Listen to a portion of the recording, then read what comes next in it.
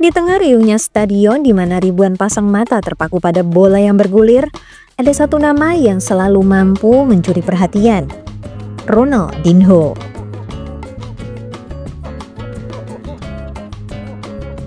Ia bukan sekedar pemain sepak bola, ia adalah seniman, penyihir yang mampu menghipnotis siapapun yang menyaksikan permainannya.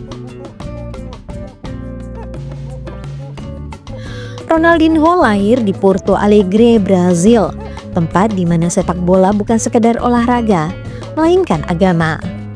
Sejak kecil ia telah menunjukkan bakat luar biasa. Bola seolah menempel di kakinya, mengikuti setiap gerakannya yang penuh keindahan. Karirnya melesat bak roket. Dari Gremio, ia terbang ke Paris Saint-Germain, lalu mencapai puncak kejayaan di Barcelona.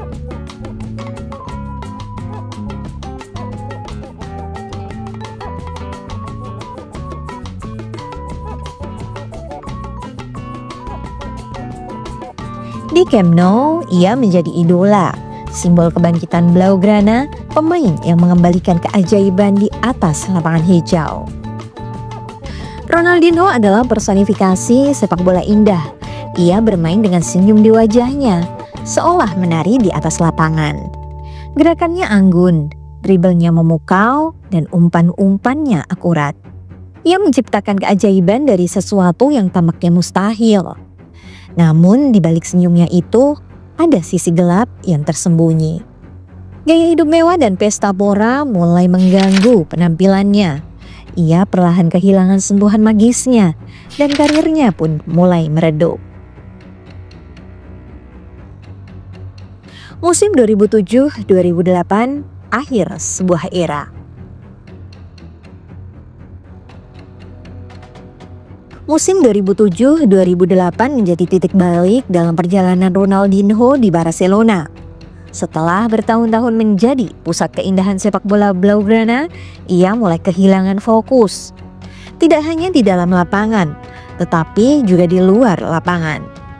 Kedisiplinannya menurun, kebiasaannya berpesta semakin liar, dan seorang bintang muda bernama Lionel Messi mulai mencuri perhatian.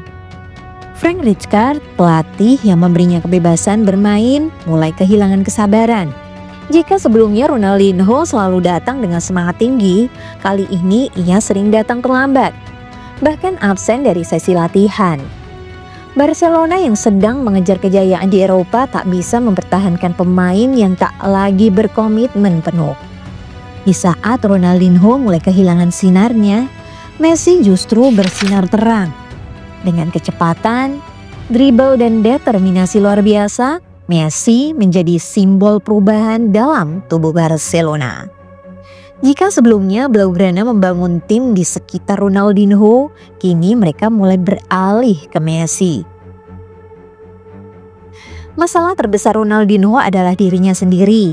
Ia gagal menyadari bahwa perubahan sedang terjadi dan bahwa ia harus beradaptasi. Alih-alih membuktikan bahwa dirinya masih layak, ia justru semakin jauh dari performa terbaiknya. Cedera yang jarang mengganggunya kini mulai sering datang, membuatnya sulit tampil konsisten. Berat badannya meningkat, kecepatannya menurun, dan ia tak lagi menari di atas bola seperti dulu. Di musim itu Ronaldinho hanya tampil dalam 26 pertandingan di semua kompetisi, mencetak 9 gol. Jumlah yang jauh dari ekspektasi untuk seorang mantan Ballon d'Or. Lebih menyedihkan, ia mulai sering duduk di bangku cadangan. Sesuatu yang tak terbayangkan di masa kejayaannya. Barcelona pun membuka pintu untuk kepergiannya. Pep Guardiola yang menggantikan Rijkaard sebagai pelatih memiliki visi baru. Ia ingin membangun tim yang lebih disiplin dan kolektif. Sesuatu yang semakin hilang dalam permainan Ronaldinho. Pada akhirnya 19 Juli 2008, Ronaldinho resmi meninggalkan Barcelona dan bergabung dengan AC Milan dengan nilai transfer 22 juta euro. Kepergiannya bukan sebagai legenda yang meninggalkan klub dengan kehormatan, melainkan sebagai pemain yang tak lagi dibutuhkan.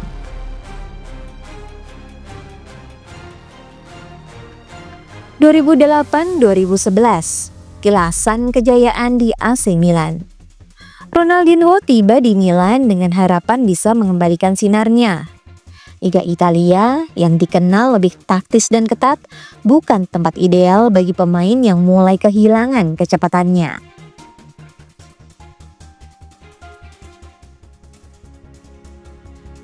Meski demikian, masih ada kilasan magis dari dirinya. Ia mencetak gol spektakuler dalam Derby della Madonnina dan menjadi top assist Serie A 2009-2010 dengan 14 assist.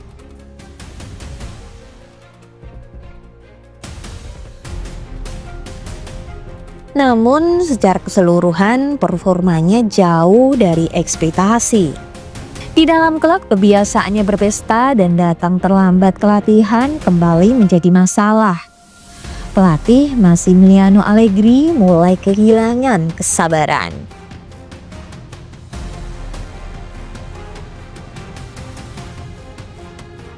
Milan yang mendatangkan Zlatan Ibrahimovic dan Robinho semakin mengurangi peran Ronaldinho. Pada Januari 2011, Milan melepasnya ke Flamengo, mengakhiri petualangannya di Eropa. 2011-2015, kembali ke Brazil antara harapan dan kekecewaan. Ketika Ronaldinho kembali ke Brazil, banyak yang berharap ia bisa menemukan kembali kebahagiaannya dalam sepak bola.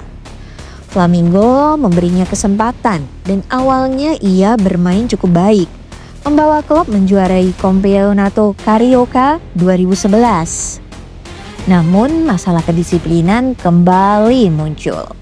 Ia terlibat konflik dengan klub akibat gaji yang belum dibayarkan hingga kontraknya diputus secara sepihak. Ia lalu bergabung dengan Atlético Mineiro pada 2012. Keputusan yang mengejutkan banyak pihak. Namun justru di klub ini ia kembali bersinar. Pada 2013, ia memimpin tim menjuarai Copa Libertadores, turnamen terbesar di Amerika Selatan. Ini menjadi gelar besar terakhirnya.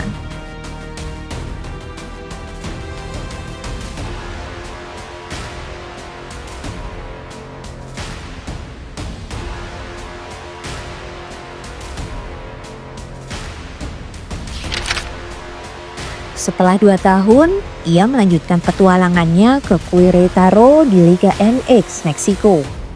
Kedatangannya disambut antusias, tetapi performanya jauh dari harapan.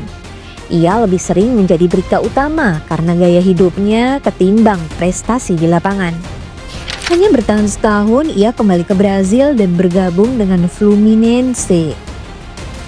Di Fluminense, ia terlihat seperti pemain yang kehilangan gairah. Hanya bermain dalam 9 pertandingan sebelum kontraknya diputus. Ini adalah akhir yang menyedihkan bagi pemain yang pernah menjadi idola dunia. 2015-2020 hidup dalam bayang-bayang kejayaan. Setelah meninggalkan Fluminense pada 2015, Ronaldinho tidak pernah benar-benar pensiun secara resmi. Ia lebih sering tampil dalam laga eksibisi, menjelajahi dunia sebagai simbol nostalgia.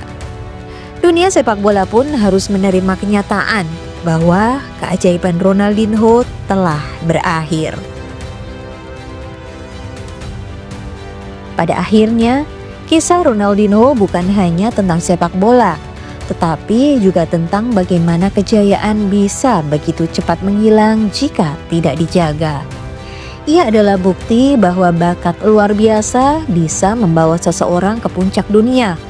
Tetapi tanpa disiplin, kejayaan itu bisa runtuh dalam sekejap. Meskipun demikian, Ronaldinho tetap akan dikenang sebagai salah satu pemain paling magis yang pernah menghiasi lapangan hijau. Ia adalah legenda yang meski jatuh tetap tak terlupakan.